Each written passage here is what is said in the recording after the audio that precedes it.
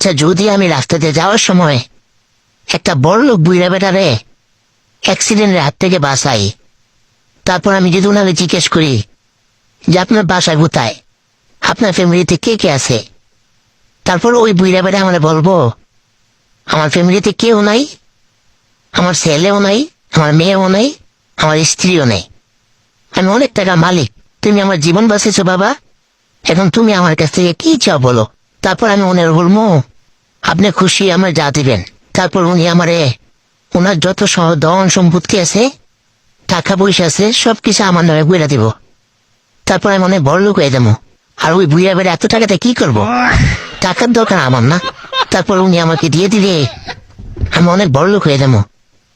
না, এখন এই রাস্তা দাঁড়িয়ে দাঁড়াইতেও খুবই একটা কথা বলছিল, যেখানে দেখিবে ছাই উল্টাই দেখিবে তাই, পাইলেও পাইতে পারো অমূল্য রতন। না, আর দেরি করা যাব না, যদি কপাল খুইলা যায় একটু চেষ্টা করে দেখি। না, এখন যাইতে হবে।